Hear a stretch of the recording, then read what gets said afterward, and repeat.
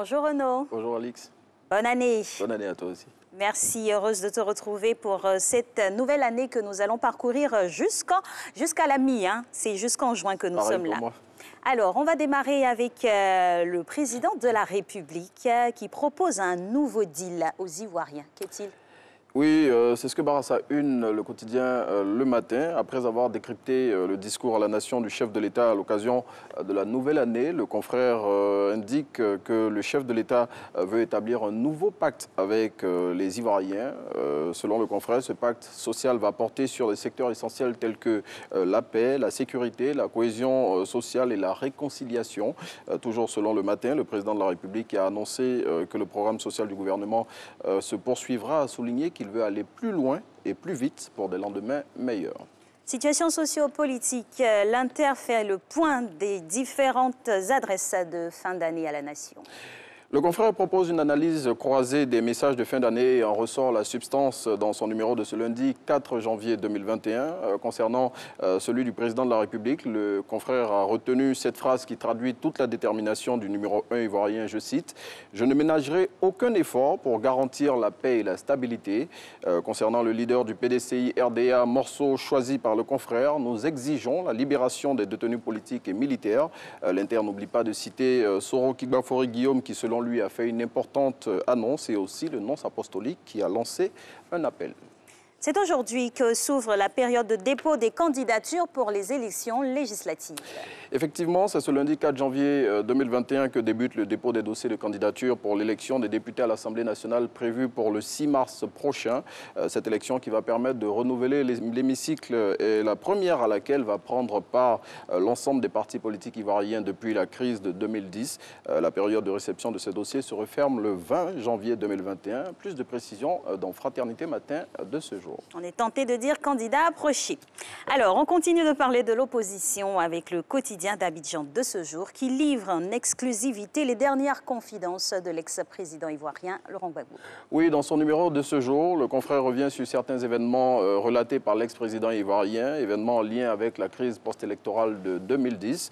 À côté de cette histoire, le quotidien d'Abidjan s'intéresse aux préparatifs du retour en terre ivoirienne de son référent politique en livrant notamment les dispositions arrêtées pour l'accueillir et les hommes commis à cette tâche. Le journal bleu n'oublie pas de souligner les raisons qui, selon lui, motivent la peur panique du pouvoir ivoirien relativement au retour de Laurent Gbagbo. Et un mot d'éducation maintenant avec la réorientation des bacheliers de l'année 2019. La plateforme de préinscription est à nouveau disponible. Tout à fait. Cette plateforme dont le lien figure en rouge sur cette image est de nouveau opérationnelle pour permettre à tous les bacheliers de l'année 2019 qui n'avaient pas été pris en compte de se faire orienter. L'annonce a été faite récemment au cours d'une rencontre que le ministre de l'Enseignement supérieur et de la Recherche scientifique, Adama Diawara, a eue avec une plateforme de parents d'élèves et d'étudiants de Côte d'Ivoire. Et on se projette maintenant sur la santé pour parler cette fois, bien sûr, du coronavirus, hélas, qui est toujours bien présent et dont les victimes en Côte d'Ivoire sont de plus en plus jeunes. Tout à fait. À en croire le docteur Aka Wele, 60% de nouveaux cas positifs ont moins de 30 ans. Selon le ministre de la Santé et de l'Hygiène publique, qui est cité par l'Inter, cette situation serait liée notamment à l'arrivée massive des vacanciers venant d'Europe, au rassemblement festif de fin d'année et au non-respect des mesures barrières. À noter qu'à la date du 31 décembre 2020, la Côte d'Ivoire dénombrait 22 490 cas confirmés de Covid-19.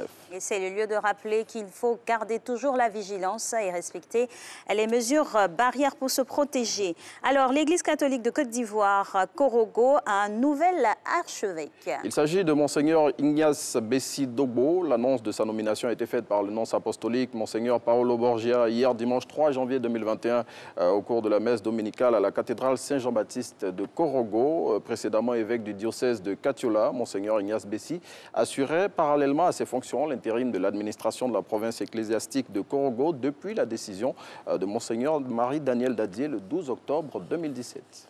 Alors, un mot d'économie maintenant avec le marché boursier régional qui termine l'année en fanfare. Oui, la BRVM a enregistré un très gros volume d'activité, se chiffrant à 6 milliards de francs CFA pour sa dernière activité de 2020.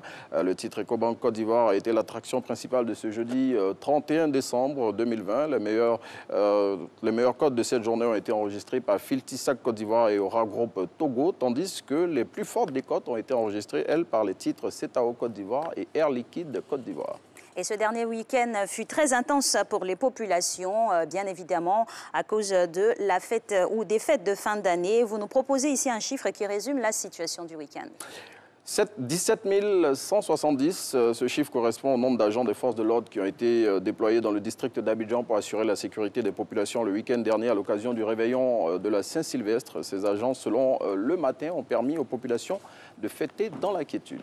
Tout à fait. En tout cas, on souhaite encore une meilleure année à tout le monde et on espère qu'il n'y a pas eu trop de dégâts au niveau de nos routes, ce qui va nous intéresser dans quelques instants avec monsieur Paul Arnaud Ekou qui a fait son entrée dans ce studio-là. On va le recevoir donc dans quelques instants. Le temps pour nous de vous dire merci. Merci, Alice. Et vous souhaiter une belle journée. Merci à vous et bonne année encore à tous les téléspectateurs. Merci. Alors, je vous parlais...